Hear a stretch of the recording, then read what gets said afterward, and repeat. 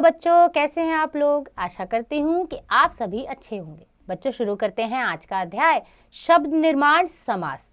हिंदी व्याकरण में समास क्या होते हैं, आइए जानें। तो बच्चों, समास का अर्थ है संक्षिप्त या छोटा करना। संक्षिप्त का मतलब ही होता है छोटा रूप। दो या दो से अधिक शब्दों को मिलाकर संक्षिप्त करने की प्रक्रिया समास कहलाती है। उपसर्ग और प्रत्यय की भांति समास में भी यौगिक शब्द बनते हैं। तो बच्चों, जब हम दो या दो से अधिक शब्दों को मिलाकर उसे छोटा करने का प्रयास करते हैं तो उसे हम समास कहते हैं। जैसे कि नीला है कंठ जिसका, किसका है नीला कंठ, नीलकंठ। 5 वटों का समूह यानी कि पंचवटी। राजा की माता यानी राजमाता। नर और नारी, नर नारी। तो बच्चों, हमने अधिक शब्दों को जो मिलाकर कुछ बना उसको हमने बहुत छोटा कर दिया और दोनों का अर्थ लेकिन समान ही रहा, इसे हम कहते हैं समास। तो उपर्युक्त शब्द नीलकंठ, राजमाता, पंचवटी और नर नारी समास के उदाहरण हैं। इस प्रकार दो या दो से अधिक शब्दों को मिलाकर एक शब्द में संक्षिप्त करने की प्रक्रिया समास कहलाती है। समास में 2 पद मिलते हैं। इसमें पहला पद पूर्व पद और दूसरा उत्तर पद कहलाता है। समास की प्रक्रिया से बनने वाले शब्द सामासिक पद या फिर समस्त पद कहलाते हैं। उपर्युक्त उदाहरणों में नीलकंठ, राजमाता, पंचवटी और नर नारी ये सभी समस्त पद हैं। इसमें जो पहला पद है वो पूर्व पद है और जो दूसरा है वो उत्तर पद। सामासिक शब्दों के प्रयोग से भाषा में संक्षिप्तता और उत्कृष्टता आती है। जैसे कि राजा का महल कहने की अपेक्षा हम कह सकते हैं राजमहल। ये कहना अधिक प्रभावशाली होता है। समास विग्रह क्या है, जब समस्त पद को तोड़कर सभी पदों को अलग अलग करने की प्रक्रिया समास विग्रह कहलाती है। यानी कि जो हमारा समास बना है, जो शब्द बना है, उनको हम तोड़ देते हैं, अलग अलग कर देते हैं और इसी प्रक्रिया को हम समास विग्रह कहते हैं। जैसे कि समस्त पद हमारा है भूकंप पीड़ित, तो समास विग्रह होगा भूकंप से पीड़ित। नीलकमल, नीला है जो कमल। शरणागत, शरण में आया हुआ। राजमाता, राजा की माता। यथाशक्ति, शक्ति के अनुसार। दशानन, 10 है आनन यानी मुख जिसके। तो इस तरह से बच्चों हम समास विग्रह करते हैं। तो आइए पढ़ते हैं अब समास के भेद। समास के मुख्यतः 6 भेद होते हैं बच्चों। अव्ययीभाव समास, तत्पुरुष समास, द्वंद्व समास, द्विगु समास, कर्मधारय समास और बहुव्रीहि समास। सबसे पहले हम पढ़ेंगे अव्ययीभाव समास। जिस समास का पहला पद अव्यय तथा उसके योग से समस्त पद भी अव्यय बन जाए उसे अव्ययीभाव समास कहते हैं। जैसे समस्त पद है यथाशक्ति, समास विग्रह है शक्ति के अनुसार। बेखटके, खटके के बिना। भरपेट, पेट भरकर। आजन्म, जन्म से लेकर। तो बच्चों, ये है उदाहरण अव्ययीभाव समास के, जिसमें पहला पद भी अव्यय है और दूसरे योग से बना पद भी अव्यय ही है। अगला है तत्पुरुष समास।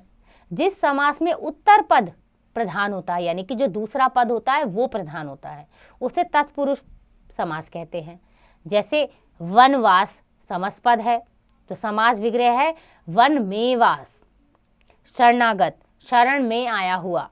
राजमहल, राजा का महल। युद्ध भूमि, युद्ध के लिए भूमि। तो बच्चों, उपयुक्त उदाहरण में उत्तर पद जो है वो प्रधान है। इसके अतिरिक्त दोनों पदों के बीच में प्रयुक्त होने वाले परसर्गों का समस्त पद में लोप हो जाता है, यानी वो गायब हो जाते हैं। अतः ये सभी तत्पुरुष समास के उदाहरण हैं। तत्पुरुष समास के भेद भी पढ़ते हैं बच्चों। तो विभक्तियों अथवा परसर्गों के आधार पर तत्पुरुष समास के 6 भेद होते हैं। सबसे पहला है कर्म तत्पुरुष समास।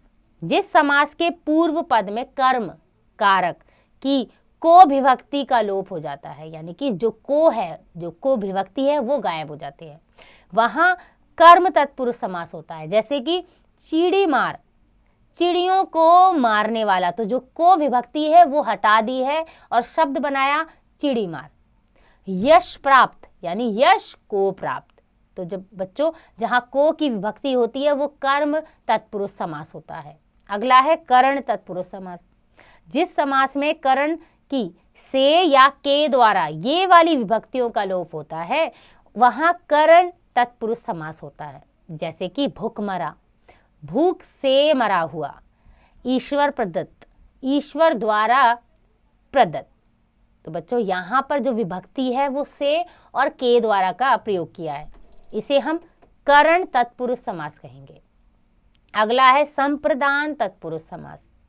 जिस समास में संप्रदान कारक की के लिए विभक्ति का लोप होता है वहां संप्रदान तत्पुरुष समास होता है। जैसे रण क्षेत्र, रण के लिए क्षेत्र, रसोई घर, रसोई के लिए घर। तो बच्चों यहाँ पर जो विभक्ति के लिए है उसको हटा दिया गया है, ये संप्रदान तत्पुरुष समास है।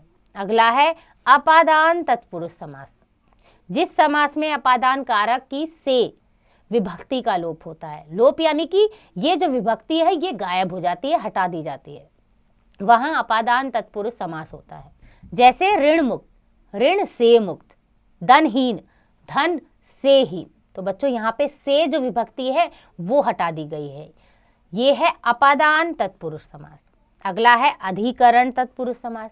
जिस समास में अधिकरण कारक की में और पर ये दो विभक्ति का लोप होता है उसे हम अधिकरण समास कहते हैं। जैसे ध्यान मग्न, ध्यान में मग्न, पर्वतारोहण, पर्वत पर आरोहण। तो बच्चों यहाँ पर में और पर ये दो विभक्तियां हटा दी गई हैं, इसे हम अधिकरण तत्पुरुष समास कहेंगे। आगे है संबंध तत्पुरुष समास, यानी कि जिस समास में संबंध कारक होते हैं, संबंध कारक की, का, के तथा की विभक्तियों का लोप होता है, वहां संबंध तत्पुरुष समास होता है। जैसे राजपुत्र, राजा का पुत्र, दीनानाथ, दीनों के नाथ। तो बच्चों यहाँ पर का, के, की ये वाली विभक्तियां हटा दी गई हैं, इसे हम संबंध तत्पुरुष समास कहेंगे। आइए पढ़ते हैं अगला द्वंद्व समास। जिस समास के दोनों पद प्रधान होते हैं उन्हें द्वंद्व समास कहते हैं। जिस समास में दोनों पदों को जोड़ने वाले समुच्चय बोधक अवयव यानी कि और, या, एवं का लोप होता है उसे द्वंद्व समास कहते हैं। जैसे समास पद है अन्न जल, समास विग्रह होगा अन्न और जल। चाचा चाची, चाचा और चाची। माता पिता, माता एवं पिता। लाभ हानि, लाभ या हानि। तो बच्चों यहाँ पर और, या, एवं इनका लोप किया गया है, इन्हें हटा दिया गया है, ये है द्वंद्व समास। द्विगु समास।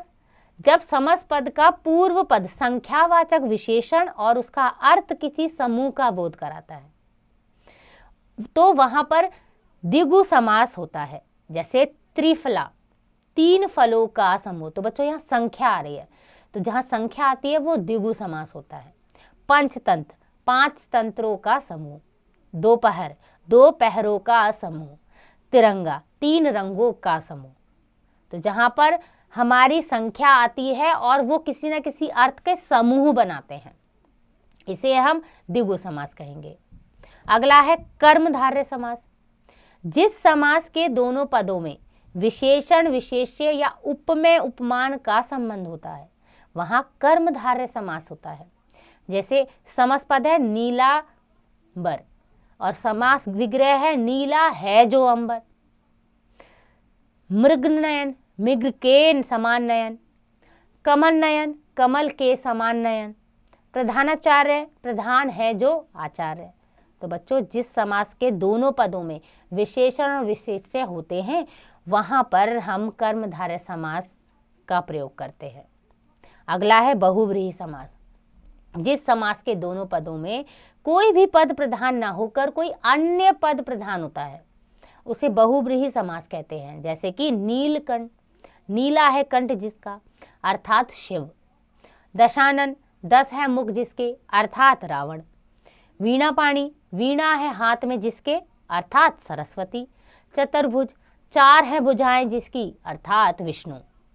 तो बच्चों बहुव्रीहि जो समास है ना वो अपना जो शब्द है अपने शब्द को छोड़कर एक अन्य प्रधान पद को अपना लेता है और ज्यादातर ये नाम भगवानों के होते हैं, इन्हें हम बहुव्रीहि समास कहते हैं। आगे है कर्मधारय और बहुव्रीहि समास में अंतर क्या है बच्चों, हम कैसे पहचाने कि कौन सा शब्द कर्मधारय है और कौन सा बहुव्रीहि।